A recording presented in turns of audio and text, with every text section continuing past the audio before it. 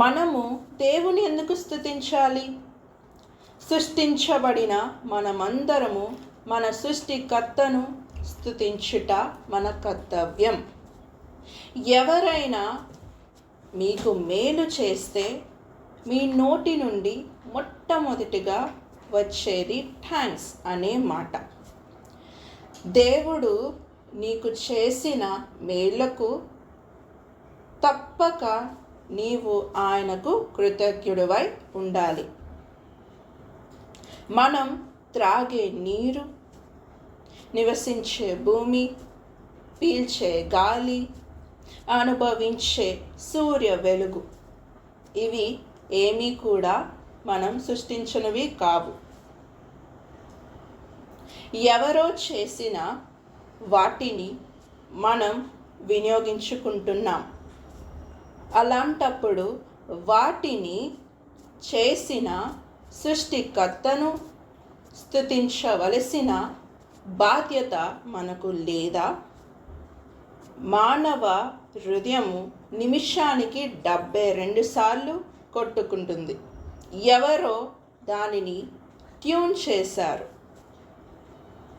తల్లి గర్భమందు మనలను రూపించిందెవరు? వీటన్నిటికీ కారకుడి సృష్టికర్తే. ఎవరైనా మీకు ఓ చిన్న గ్లాసుతో మంచి నీళ్ళు ఇస్తే మొట్టమొదటిగా ఆ వ్యక్తికి థ్యాంక్స్ చెప్తాము. అలాంటిది అనేక వనరులను ఇచ్చి ఆ దేవుడిని మనం ఎంతగా స్తుతించాలి? ఒకవేళ మీరే ఎవరికైనా సహాయము చేస్తే సహాయము పొందిన వ్యక్తి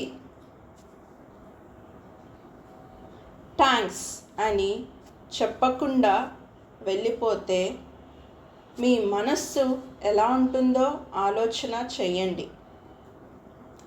మీరు ఒక వ్యక్తిని పెంచి పెద్ద చేసి ఆ వ్యక్తికి కావాల్సినవన్నీ ఏర్పాటు చేసి ఆ వ్యక్తి యొక్క అక్కర్లన్నీ కూడా మీరు తీర్చి ఆ వ్యక్తిని ఒక ఉన్నతమైన స్థానంలో మీరు పెట్టినప్పుడు ఆ వ్యక్తి మీకు థ్యాంక్స్ చెప్పకుండా, కృతజ్ఞత లేకుండా మిమ్మల్ని దూషిస్తూ నేనెందుకు ఆ వ్యక్తికి థ్యాంక్స్ చెప్పాలి, నాకేమి మేలు చేశారు అని చెప్పి మాట్లాడుతున్నట్లయితే ఆ వ్యక్తి పట్ల మీరు ఎలా స్పందిస్తారు?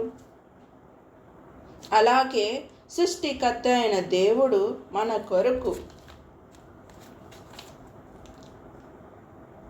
సమస్తము చేసినప్పుడు ఆయనను స్తుతించవలసిన బాధ్యత మనకుంది.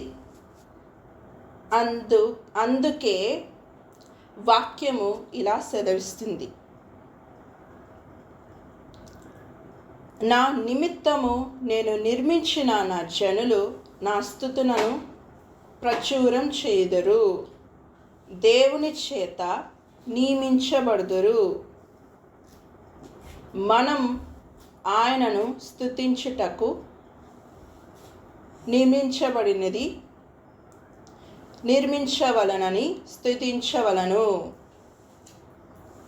సృష్టికర్తను స్మరించాలి, స్తుతించాలి. ఆయన్ని ఎప్పుడు స్తుతిస్తూనే ఉండండి, గణపరుస్తూనే ఉండి, కీర్తిస్తూనే ఉండి మనసారా మనస్ఫూర్తిగా. Thank you. అండ్ వీడియో కొరకు like, share, subscribe and comment కూడా చేయండి. రోజు ఆయనను స్తుతిస్తూనే ఉండండి, గణపరుస్తూనే ఉండండి, కృతజ్ఞతలు చెల్లిస్తూనే ఉండండి. Thank you very much. Like this video and share this video. Share చేయండి. Thank you.